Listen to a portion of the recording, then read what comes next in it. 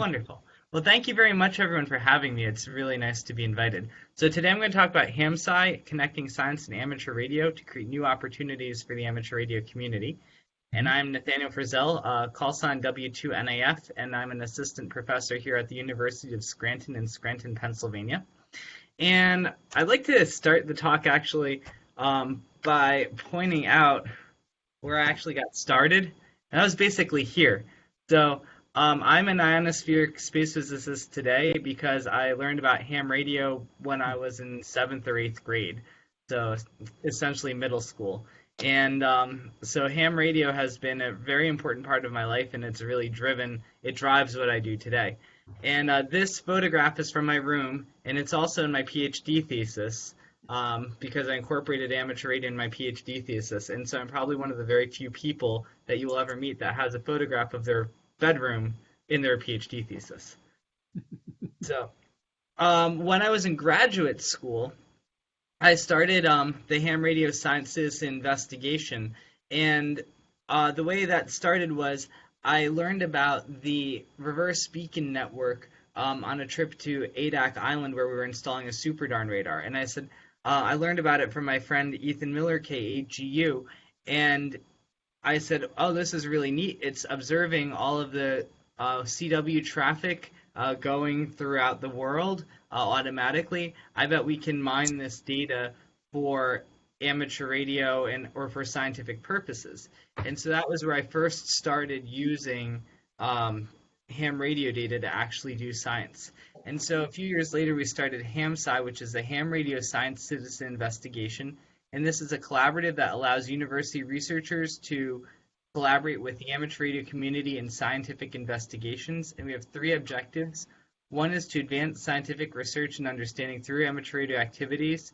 2 is to encourage the development of new technologies to support this research. And 3 is to provide educational opportunities for amateur radio and the general public. And so we do have some, scientific goals. We're especially interested in ionospheric variability. So we're interested in the dynamics of different atmospheric regions and how they couple together. And we're especially interested in the ionosphere because as hams, the ionosphere is really what drives our ability to communicate on both the regional and global scales on the VLF, LF, MF, and HF bands. The ionosphere dramatically impacts many other technological applications such as satellite navigations and communications. And from a science perspective, the ionosphere has interesting physics in its own right, and it's a region that links our atmosphere with space in the magnetosphere.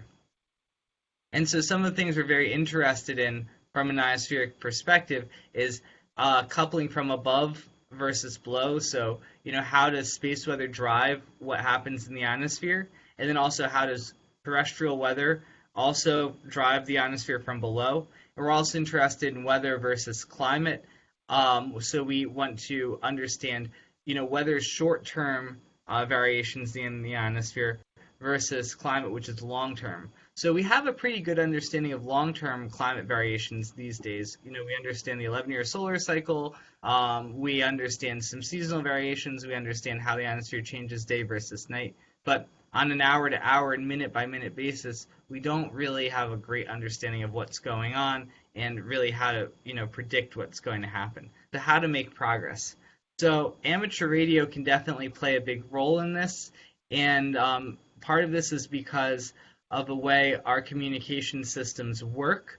We are given many different frequencies, from low frequencies up to very high frequencies, and the ones down in this region from low frequency to high frequency, they very much interact with the ionosphere in such a way that if you're transmitting here and you're receiving over here, that signal's passing through the ionosphere. So any changes that you see or modulations that you see in your received signal compared to what was transmitted, you might be able to trace back to what happened in the ionosphere and remotely sense what happened in this particular region. And that's the idea behind going through and using the data from things like the Reverse Beacon Network, the Weak Signal Propagation Reporter Network, and the PSK Reporter Network, which are all these 3 independent sources of amateur radio observations. And it's great because these websites, they'll either let you go onto the website and download the data directly from the website, or you contact the website operator and they will provide you the data. And this data goes back to, 2008, a whole solar cycle. So you're able to go through this and, mine it and try to understand how space weather has impacted ham radio in the past, and then it can give you some idea of how it might impact it in the future too. So I'm going to show you a few examples of some studies I've done with this data.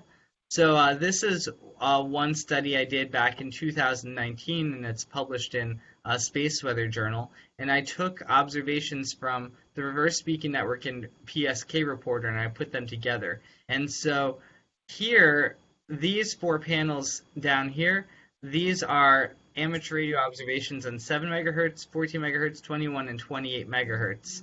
And then these are maps showing the center points of the communications over Europe. So Europe's right in the middle here. And then over here, this is showing you a time series of 12 hours worth of observations from 6 UT or 6 Zulu up to 18 UT or 18 Zulu. And this is distance between transmitter and receiver. And so you can see when communications are strong on a particular band, and then you can also see you get these cutoffs here. And these cutoffs, that sudden drop in communications, that's due to a solar flare. There's an X-class solar flare here that just knocked all of the communications out, and then the communications came back after an hour or so, and then there was an even bigger, an X9.3 class flare over here, which knocked things out even more. So you can really see how dramatically the space weather, the flares, really affected the amateur radio communications. Another really neat thing we did was a couple of years earlier, back in 2017, I organized a contest, or a contest-like event called the Solar Eclipse QSO Party. And on August 21st, 2017, there was a total solar eclipse that went all across the United States, starting in the northwest and leaving in the southeast. And it took about 2 to 4 hours for the eclipse to go through. And we had all the ham radio operators basically run a contest during the eclipse, before, during, and after. And so each of the little black dots here is a amateur radio station CW station, and then all the blue dots are the locations of the Reverse Beacon Network receivers throughout the United States. And we just monitored their communications throughout the entire time. And here's the results from that. You can see this top panel here. These are the actual observations on 20 meters. So you can see an hour and a half before the eclipse, communications were strong on 20 meters, with most communications having a typical distance of about between 1,000 and 2,000 kilometers. And then about 45 minutes before eclipse totality, the band would shut down. And then that really continued right until totality, which is right here. And then as the eclipse left, you would gradually see the band build up again. And you could see these same sorts of eclipse signatures in the other bands as well. But one of the things that we did, once we had those observations, we also took a model of the ionosphere provided by the U.S. Naval Research Lab, where they modeled what they thought the ionospheric impact of the eclipse would be. And then we used a ray tracing program called FARLAP to predict what the communications should look like. And sure enough, the model matched the amateur radio observations rather well. There are definitely some differences, but overall it was a very, very nice result. And then most recently, I just had this paper published 2 weeks ago. I took RBN, PSK Reporter, and WhisperNet data all together, and I looked at a day in November of 2017 over the United States. And here we're again looking at 12 hours worth of observations, and between 500 to 1,000 to 2,500 kilometers distance. But you can see in the bottom here, you can see there's an undulation in the data. And that's what this means, is that the distance you can communicate is varying between, say, 1,000 and 1,250 kilometers, the first skip distance. And that's a large-scale traveling ionospheric disturbance moving through the United States and affecting the distances that we can communicate on 14 megahertz. And then down here, I'm showing this is observations from a Super Darn research radar run by Virginia Tech. And you can see these same these same traveling atmospheric disturbance matching both in the Super Darn observations and in the amateur radio observations. And so this was just published in Geophysical Research Letters a couple of weeks ago. So I was just showing you that to show you a few examples of the types of studies we would do with current amateur radio data. I know Hans asked me to explain a little bit about how we're organized as a HamSCI community. A lot of this is driven by volunteers, and I'll get to how volunteers can participate toward the end of this presentation. But another part of it is actually driven through federal research grants. And these grants have really helped to kind of promote the activity and get people to pay attention to us and provide us the resources we need to actually do these studies, both time and money and computational power and all of these things. So a couple of the grants that we have pertaining to these traveling atmospheric disturbances, one of them comes from NASA, and this is a 2-year grant for enabling space weather research for global scale amateur radio data sets. And the main objective of this grant is to take the RBN, WSPR, and PSK reporter data, develop an automated algorithm for detecting those traveling atmospheric disturbances I just showed you, and then to develop an empirical model to basically predict under what conditions do we think we're going to see more of these traveling atmospheric disturbances, which of course can be potentially useful to amateur radio because then you'll have an idea of when you're most likely to see these sorts of disturbances affect your communications. And we're also, as part of this grant, we're also going to be depositing these observations from the RBN, PSK Reporter, and WhisperNet sites into a public government-run data repository, which will hopefully make the data more accessible to other researchers and also help provide it, some long-term stability in terms of making sure it's accessible for years to come. And then another grant I have from the National Science Foundation in the United States is a career grant where we use amateur radio as a tool for studying traveling atmospheric disturbances and atmosphere-ionospheric coupling. So it's similar to this one, except this particular grant is going to look at some more physics-based models for how the TIDs work, rather than developing an empirical model. And this is a 5-year project. And there's also some good funding in here to help promote amateur radio to the university students here at the University of Scranton and around. So there's actually some support in here to really promote amateur radio as a hobby as well, which is really nice. So that's what we're doing with these amateur radio data that already exist. So WhisperNet, PSK Reporter, RBN, those are networks that have been set up by members of the amateur radio community voluntarily for amateur radio purposes, and I'm just using what they've already provided. On the other side of things, HamSCI is also working on developing its own way of collecting space science and amateur radio data, and we're doing that by developing a personal space weather station. And one of the key goals with this personal space weather station is to design it so that it's really designed for science from the ground up. Most specifically, we have very stringent requirements for frequency stability and timing measurements that your standard off-the-shelf amateur radio probably will not meet. And so, we're trying to design this and we'll have a software-defined radio core that we're working on designing that can take receive measurements, and then it can derive many different types of measurements from there. We'll have GNSS or GPS discipline oscillator and total electron content receiver, a ground magnetometer, and a computer that can reduce all this information and then send it back to a public database.